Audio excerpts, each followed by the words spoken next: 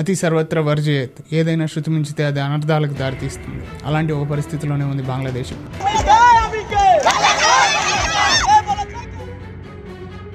100కు పైగా మరణాలు, మూసేసిన స్కూళ్ళు కాలేజీలు ఎప్పుడు తెరుస్తారో తెలీదు. జాబ్ రిజర్వేషన్ల కోసం అక్కడ జరుగుతున్న ఆందోళనలు తారాస్థాయికి చేరుకున్నాయి. అసలు బంగ్లాదేశ్లో ఏం జరుగుతుంది, ఎందుకు ఈ విధ్వంసం, వాళ్ళ కోరికలు ఏంటి, మరి మన దేశంలో పరిస్థితి ఏంటి? రిజర్వేషన్స్ అన్నీ పరిమితి స్థాయిలో ఉన్నాయా, తగ్గిస్తే మంచిదా, పెంచితే మంచిదా? అసలు పరిస్థితులు ఏందో ముందు తెలుసుకుందాం.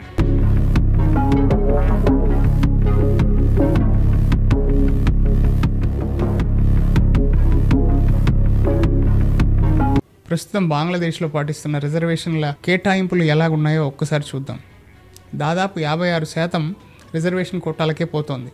అందులో ఎవరికి ఎంత పోతుందో ఒక్కసారి చూద్దాం. దాదాపు 30% 1971 ఫ్రీడమ్ ఫైటర్స్ కోటాలోకి వాళ్ళ పిల్లలకి, వాళ్ళ మనవాళ్ళకి వెళ్ళిపోతుంది. 10% ఆడవాళ్ళకి పోతుంటే 10% డిస్ట్రిక్ట్ బేస్డ్ పాపులేషన్కి వెళ్తోంది.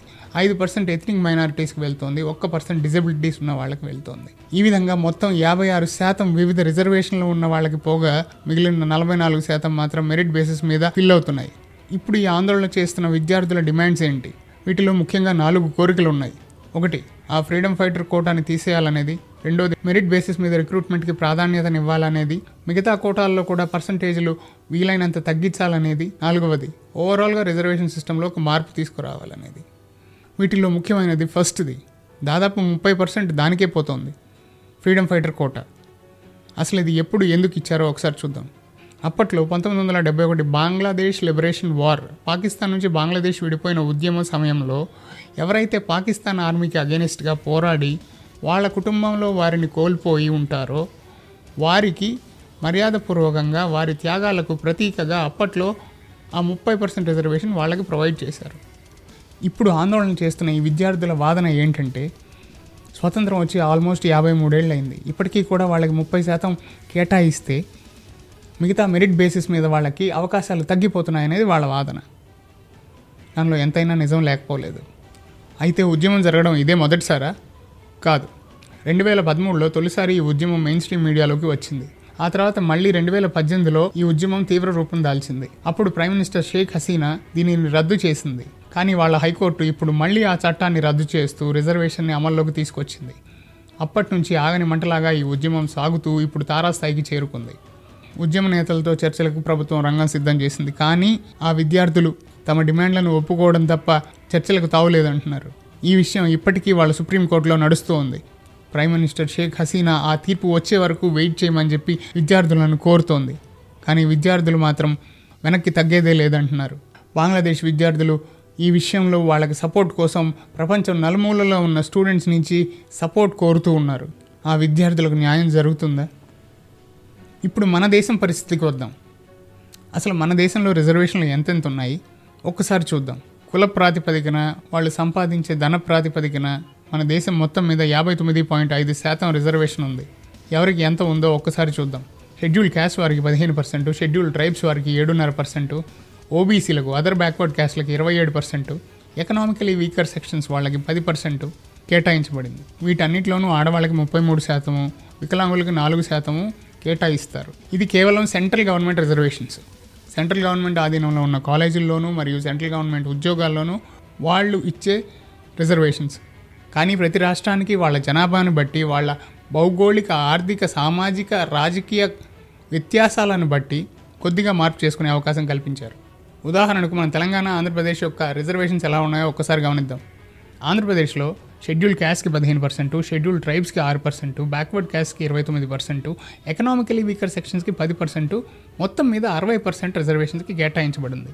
అదేవిధంగా తెలంగాణలో షెడ్యూల్ క్యాస్ట్కి 15%, షెడ్యూల్ ట్రైబ్స్కి 10%, బ్యాక్వర్డ్ క్యాస్ట్కి 29%, వీకర్ సెక్షన్స్కి 10%, మొత్తం కలిపితే 64%. అంటే షెడ్యూల్ ట్రైబ్స్కి ఇక్కడ ఎక్స్ట్రా 4% ఇవ్వడం వల్ల మొత్తం మీద ఒక 4% ఎక్స్ట్రా అయ్యింది. అంటే ఇప్పుడు ఈ 60-64% చూసి ఇదే చాలా ఎక్కువ అని మీరు ఫీల్ అవ్వక్కర్లేదు. ఎందుకంటే కొన్ని రాష్ట్రాల్లో ఇంకా ఎక్కువ కూడా ఉంది. ఫర్ ఎగ్జాంపుల్ తమిళనాడు చూద్దాం. తమిళనాడులో అయితే షెడ్యూల్డ్ క్యాస్ట్కి 18%, షెడ్యూల్డ్ ట్రైబ్స్కి 1%, చాలా తగ్గింది ఇక్కడ. అదర్ బ్యాక్వర్డ్ క్యాస్ట్కి 50% కేటాయించారు వీళ్ళు. అండ్ ఎకనామికలీ వీకర్ సెక్షన్స్కి అయితే 10% అలొకేట్ చేశారు.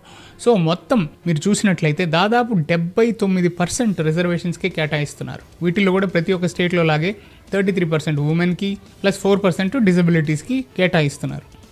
బంగ్లాదేశ్ కంటే మన దేశంలోనే ఎక్కువ రిజర్వేషన్ ఉంది కదా, అసలు మన దేశంలో ఎప్పుడూ తిరుగుబాటు జరగలేదంటే జరిగాయి.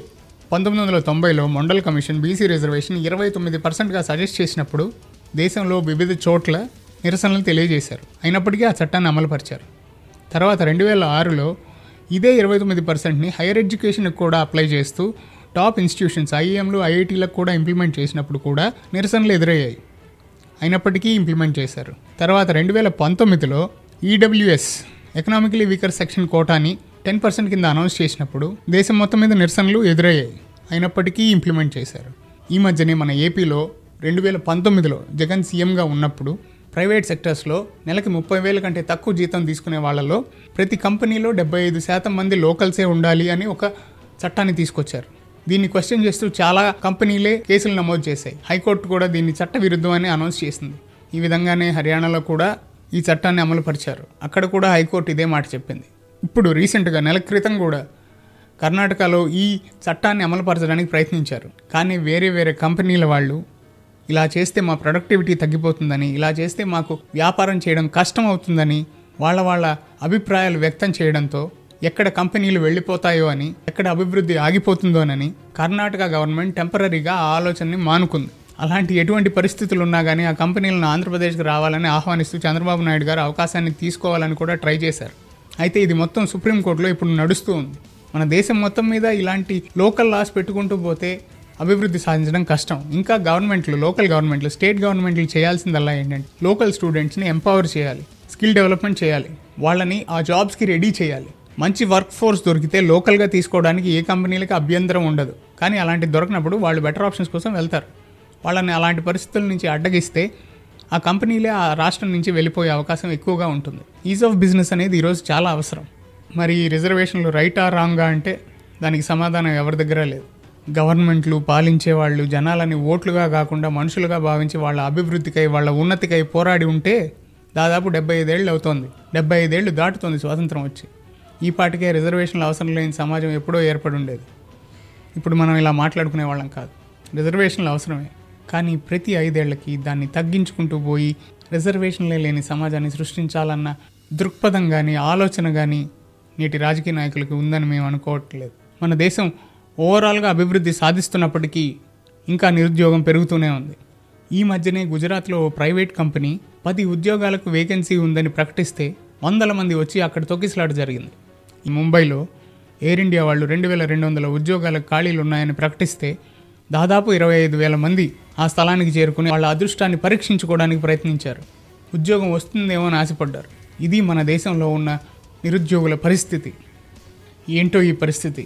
డబ్బు కావాలంటే మంచి ఉద్యోగం కావాలి, మంచి ఉద్యోగం కావాలంటే మంచి చదువు కావాలి, మంచి చదువు కావాలంటే మంచి స్కూళ్ళలో కాలేజీల్లో చదవాలి. అలా మంచిగా చదివించాలంటే మళ్ళీ డబ్బే కావాలి.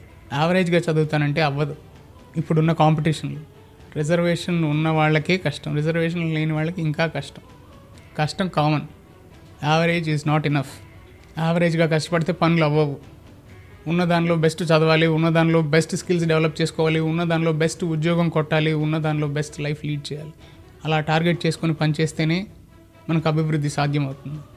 లేకపోతే ఎన్ని రిజర్వేషన్లు ఉన్నా ఒకటే, లేకున్నా ఒకటే. అయినా నాకు తెలిసినంతవరకు రిజర్వేషన్లు పనిచేసేది ఒకే ఒక జాతికి, డబ్బున్న జాతికి.